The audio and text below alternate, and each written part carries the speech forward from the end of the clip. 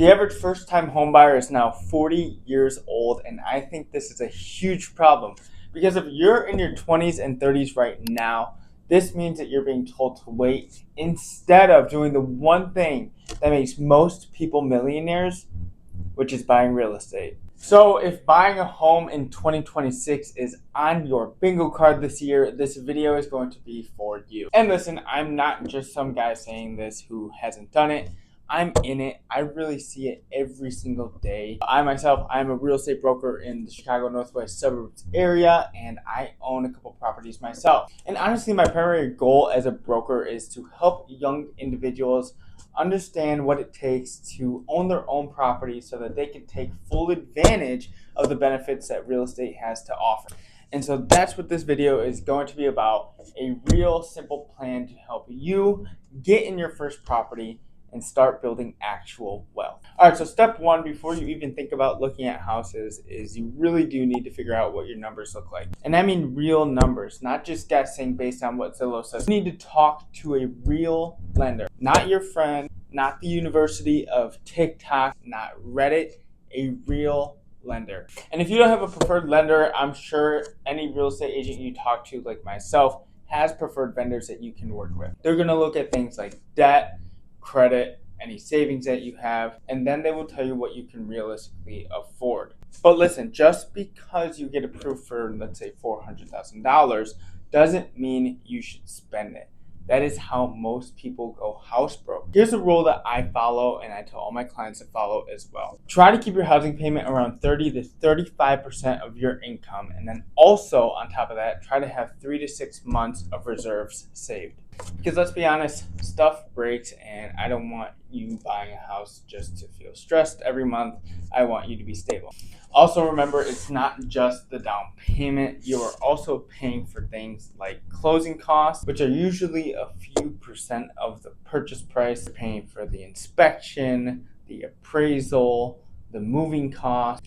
And then, of course, you have things like furnishing the house and other miscellaneous items. So the real question isn't, can I buy this? It's, can I comfortably sustain this long term? Okay, step number 2 is knowing what you want. So this part is where you will tell your real estate agent, where do you want to live? The suburbs, the city, close to family. Maybe you want something close to work or a short commute. This is where you make a must-have list, not a dream list, a real one.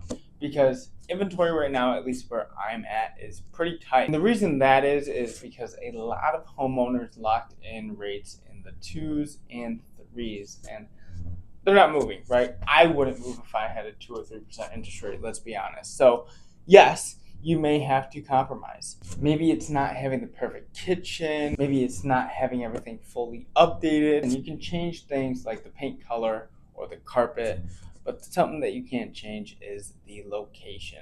So step number 3, let's talk about how the process works. And for this, I just want to simplify the whole process for you. So once you're pre-approved, here is what happens. First thing is you're going to start house hunting. This can take 2 weeks or 2 months, 2 days, heck, even 2 years in some cases. In this stage, you're really figuring out what you actually like. Once you find something that you want to call home, this is when you make your offer. This is where having a good agent matters.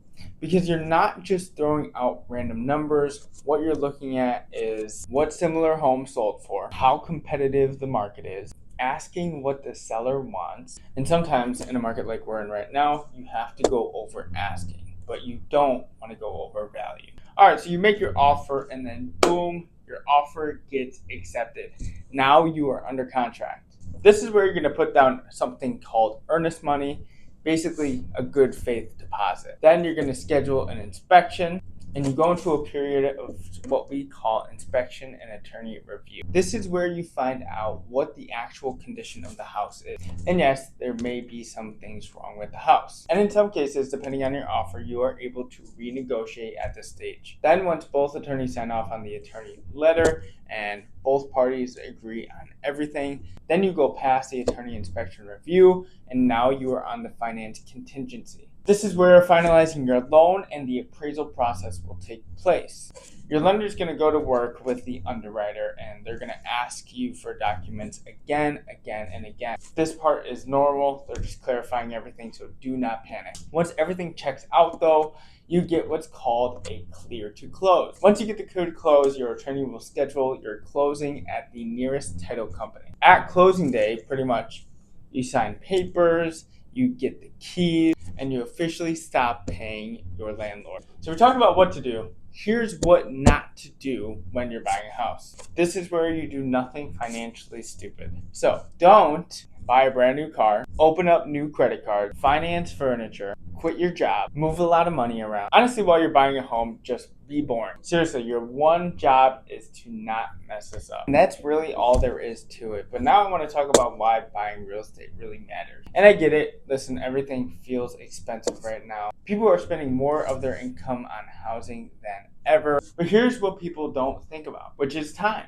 Real estate is a long game. The earlier you start, the more time works for you. Instead of renting for 10 years and having nothing to show for it, you're building equity, you're creating options, and you're actually moving forward. You need to understand that everyone's timeline is different. I've had buyers who took a year to get ready and to fix their credit, save money, and become financially stable first. And then I've had others who were ready immediately. Both are fine.